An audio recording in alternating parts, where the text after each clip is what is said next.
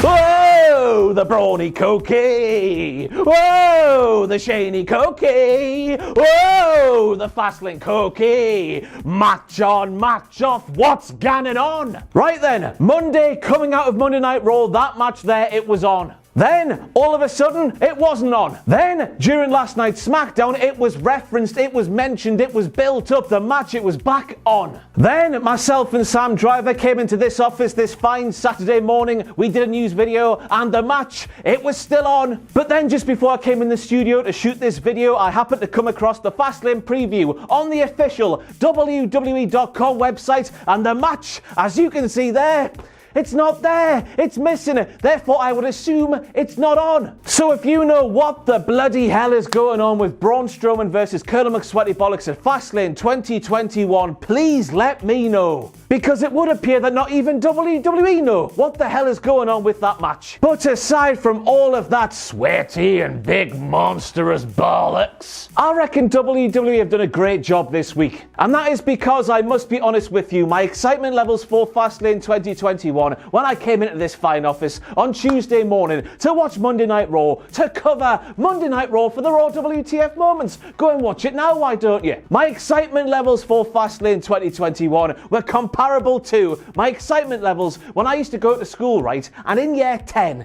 I had double mathematics on a Wednesday morning. It was an absolute slog and I did not like it whatsoever. And my excitement levels just weren't there. But after a few happenings on Monday Night Raw and after a fantastic episode of SmackDown last night, I must say, I'm looking at that Fastlane 2021 card and I'm thinking this could be a sleeper pay-per-view for 2021, if that makes any sense whatsoever. So many potentially great matches. Braun Strowman and Shane McMahon, or no Braun Strowman and Colonel McSweaty Bollocks. Who cares about that? And it's just a weird feeling. Fastlane 2021, I'm very much looking forward to the pay-per-view now. It's a weird feeling. Almost as weird as watching WWE actively laugh at themselves. They actually did it. They saw bollocks, they did. They owned it. They laughed at themselves during last night's SmackDown, and that was weird as well to see. But I am Ross Twiddell from Cultaholic Wrestling, and these are all the WTF moments from last night's SmackDown intro, man. Do your bloody job, will you?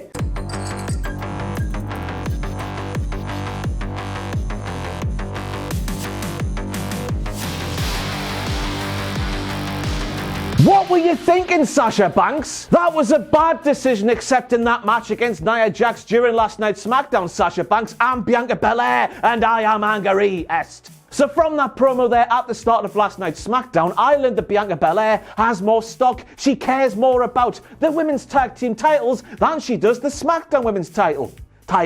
If I was Bianca Belair watching that match between Sasha Banks and Nia Jax on last night's SmackDown, I would be praying to the wrestling gods above, Nia, please hurt Sasha, within reason now, within kayfabe, steady on now. And in turn, of course, hamper the legit boss's preparation for WrestleMania 37. And of course, I know that within storyline and kayfabe, the wrestlers won't think like this because professional wrestlers, they are much like magpies, the birds that fly in the air. And that's because just like magpies, professional wrestlers like golden things and really shiny things in the form of title championship belt things. But seriously though, after watching the past 2 years of history for the women's tag titles in WWE, who actually wants the women's tag team titles now? So in my opinion, looking at things for face value on the surface of all of the things, that promo made Bianca Belair look a little bit silly. That ain't it, Chief. That's how it goes, innit? And on top of that, it would appear that WWE are so desperate to find a reason for those two lasses there not to like each other because they are facing each other at WrestleMania. Or maybe, if I want to put my GCSE in media studies to good use right now, I'm watching Bianca Belair say those things to Sasha Banks, and I'm thinking that Bianca Belair might be a bit more heely and a bit more deranged than she appears on the surface. She is just so obsessed with Sasha Banks and being better than Sasha Banks, the blueprint, the standard, the legit boss, and she's so cool that she must beat Sasha Banks on the grandest stage of them all. Point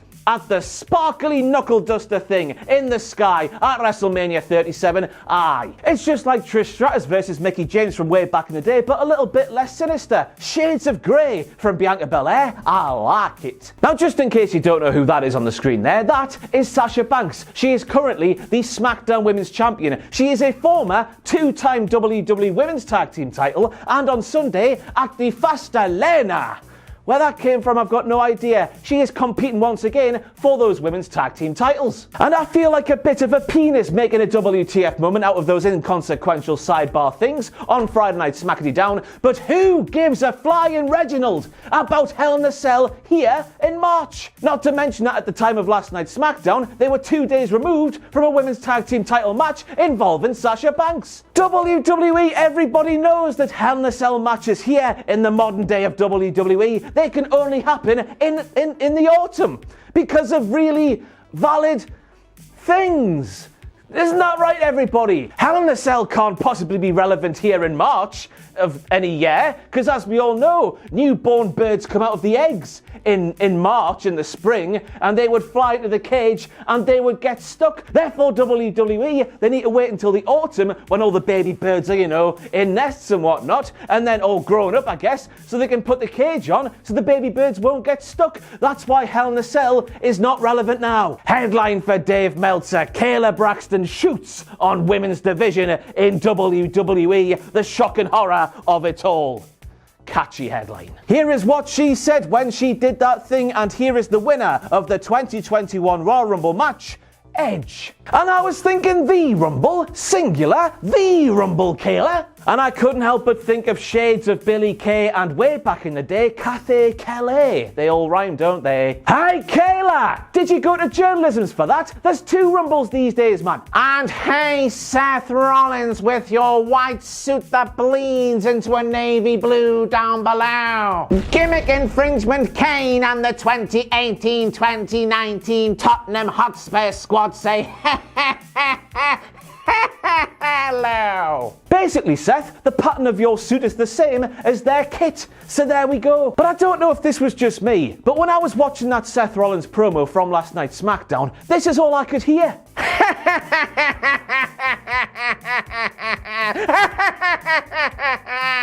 And to steal something from Dwayne "The Rock" Johnson, who, by the way, used to do the professional wrestles for a living. I don't know if you knew that, by the way. I saw that image there on last night's SmackDown and on Twitter yesterday afternoon, and I was left doing that thing he does on the GIFs thing on the Twitter machine.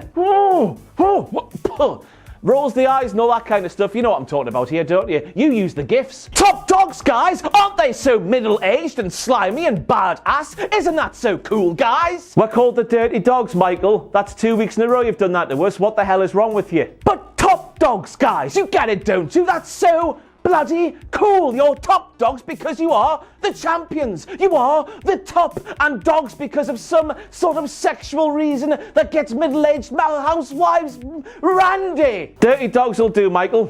Dirty dogs will do. Now it's time for perhaps the least anticipated match in the history of SmackDown. The irritating force meets the unlikable object in a match no one asked for. And I came out with that promo package thinking I really, really like SmackDown. This is quite literally WWE having a laugh at their own expense, and it's weird to see, but also very welcome to see. They've booked a bollocks match, which is in 2021, March specifically, Big Baldy Bastard Baron Corbin versus Sami Zayn, a match they know, with them both being very detestable heels, less so Sami, more so Big Baldy Bastard Baron Corbin, but still heels all the same. And they've taken the feelings of the fans and worked it into a storyline, which, by the way, involves a conspiracy theorist in Sami Zayn who believes the company is against him. And stuff like this feeds into that storyline, so Sami Zayn might just be right. WWE making a positive out of a negative. Years gone by, they would never have done that kind of thing on last night's SmackDown, but I'm happy they are doing that thing. It's good, isn't it? It's good SHIT. And it can't just be me thinking I wish they'd done this kind of stuff before. I wish WWE would have just laughed at their own bollocks down the years, and it would have been so much better, wouldn't it? And it's even better that they've seen those bollocks, laughed at those bollocks, and worked those bollocks into a logical plot point in a bigger storyline. And then I saw that stuff there, and it became clear to me that WWE, they're trying to get Logan Paul involved in the wrestling. And while I can see the positive side of things from the company's point of view, Logan Paul is a massive influencer for all the kids of today or something, I guess. So from that point of view, kids will watch Logan Paul get into a WWE ring, and hopefully the business gains some new fans who watch Logan Paul.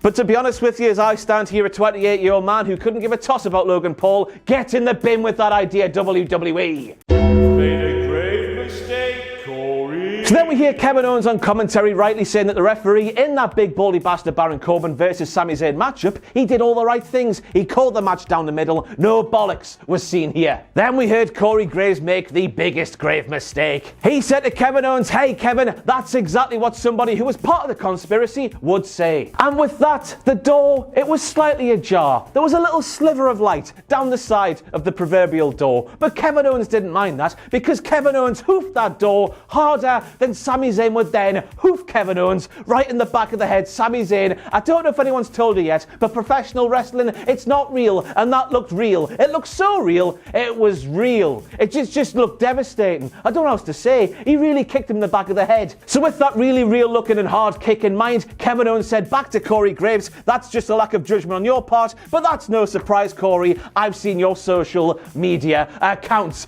Ba-boom! And then we have a WTF moment courtesy of Daniel Bryan, who claims that Roman Reigns has never tapped out in his career like Roman Reigns claimed earlier in the night during last night's SmackDown, because quite frankly, in Daniel Bryan's opinion, Roman Reigns hasn't spent enough time in the ring, on the mat, with elite grapplers. And this is a bit awkward, Daniel. I guess we are supposed to forget about the 40 televised matches yourself and Roman Reigns have been involved in together at the same time, whether they be singles or tag or otherwise. Oh, because in that sentence there, Daniel, you appear to call yourself not a very good grappler on that there mat in the wrestling ring. And we all know that's true. You didn't mean to say that, did you, Daniel? And then we end these WTF moments with a really weird sentence to say. That there is Edge, here of course in March of 2021, delivering a top rope Frankensteiner to Jey Uso. If that's not a WTF moment, I have no idea what is. Fantastic from Edge. It's nice to see he is not holding back. And that is it for all the WTF moments from what I thought was a very good episode of SmackDown. I don't know about you at home, but lots of good things to like. I have been Ross Twiddell from Cultaholic Wrestling. Please make sure to come back to this YouTube channel on Monday, where you will see the WTF moments from Fastlane of 2021. Sunday, which is tomorrow. Yes, it is. It's Saturday today.